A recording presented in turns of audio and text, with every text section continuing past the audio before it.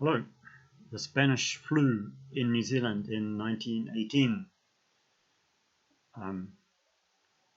comes from a book, Great Tales from New Zealand History by Gordon McLaughlin. This book contains 46 interesting brief chapters that span 1,000 years of New Zealand history. Gordon McLaughlin, who died in January this year, wrote 19 books in total, including a short history of New Zealand.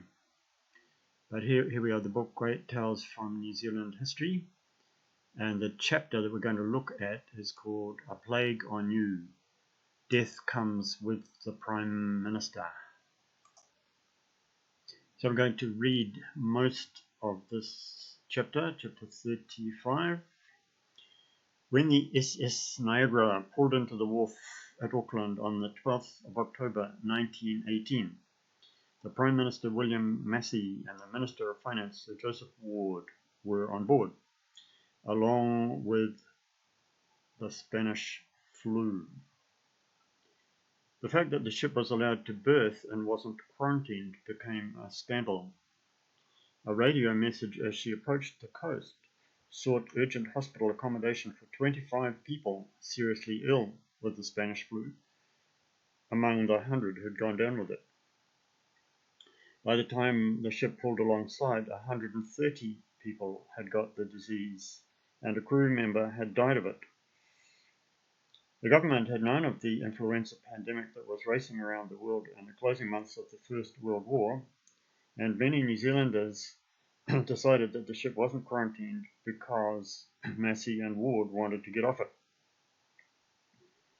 Massey's Reform Party held power, and Ward, the leader of the Liberal Party, was part of the special wartime cabinet. They didn't like each other much, but had travelled together to a conference in London. When the accusation was made in Parliament that the ship had avoided quarantine only because of their presence, Ward called it a wicked statement. But what was certain was that the epidemic arrived about the same time as the Niagara and spread out from Auckland. During the 6 months until the autumn of the following year, when the disease had pretty much run its course, more than 6,700 had died in New Zealand, including an estimated 1,200 Maori, probably an underestimate. Deaths around the world were estimated at 21 million. It was history's worst pandemic. A few years before, from about 1910, smallpox had spread in New Zealand at abnormal levels, and outbreaks of diphtheria occurred occasionally from 1920 onwards.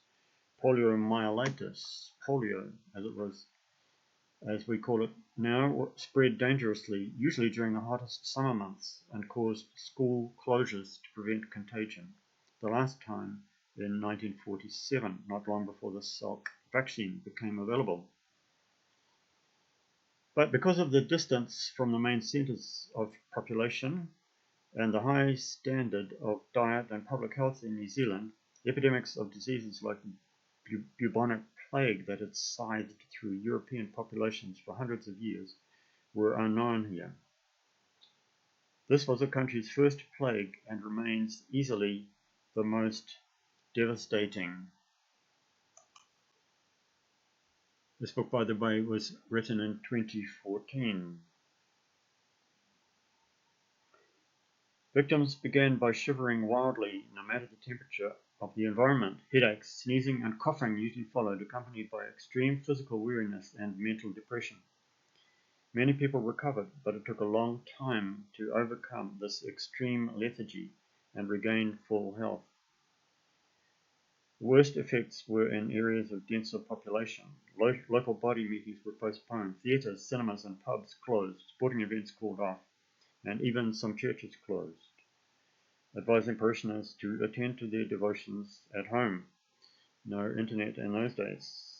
Some people left the cities, just as the aristocracy had fled London at the first sign of any of the regular plagues that had hit England over the centuries.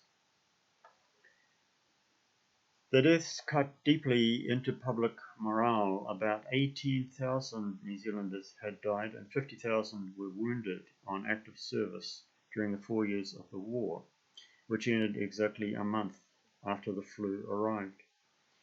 During that month, the names of epidemic victims were published in newspapers alongside the final casualty lists from the war. In Auckland, the impact on public services was immediate and severe. Before the end of October, 17 out of 20 firemen in Auckland City were ill. 12 of the 65 police were stricken, and sickness rates among staff meant that the suburban train services were suspended and bus services reduced. 50 Auckland public hospital nurses caught the virus.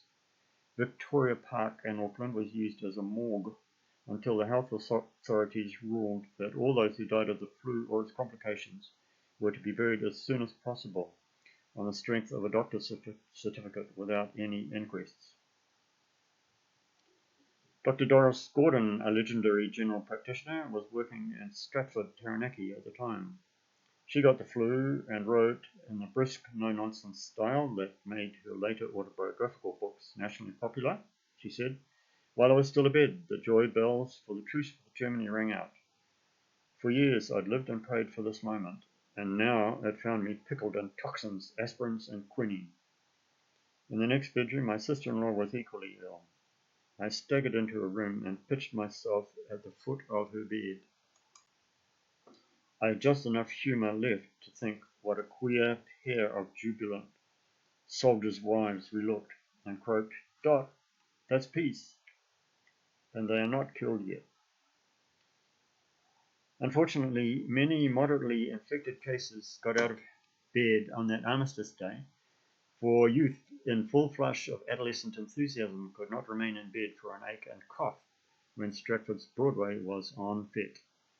As a result, many mild cases developed complications, and as the disease leapt from case to case, it enhanced its virulence until many people were stricken from the outset with lethal infection, which turned them first blue and then purple.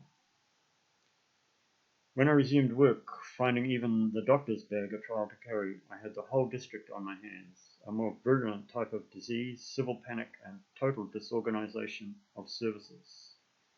Funeral processions were banned, and often relatives had to help the overworked gravediggers. Dr. Gordon's anecdotal evidence confirmed what was later deduced from official records, that males were infected about twice the rate of females, and once infected had less chance of recovery. Did the Niagara, the boat, bring the disease into Auckland, and would it have been quarantined if Massey and Ward had not been on board? Well, influenza was not officially a notifiable disease, and the Minister of Health would have had to take special action to keep the ship out, although many historians accept that had Massey and Ward not been aboard, he probably would have done so. The New Zealand Herald had reported a growing number of flu cases in Auckland during early October before the ship arrived, but no deaths. Outbreaks of the disease in army camps at Auckland, Featherston, and Trentham and Wellington had also been reported, and several deaths had occurred in Napier. It was almost certainly here, or would have arrived anyway, but probably not with the dramatic swiftness and intensity that occurred after the Niagara burst with its concentrated infection. So there we have it, the Spanish flu of 102 years ago. By the way, if it's acceptable to call this one Spanish flu, then it should be acceptable also to call our current one, our 2020 flu epidemic, after the country it came from. In fact, I think it's important to do so as part of holding their government to account to make sure it isn't repeated yet again. Calling it Chinese flu doesn't mean we're expressing hate for Chinese people, but rather that we're standing with them in pressing their government to make the needed changes.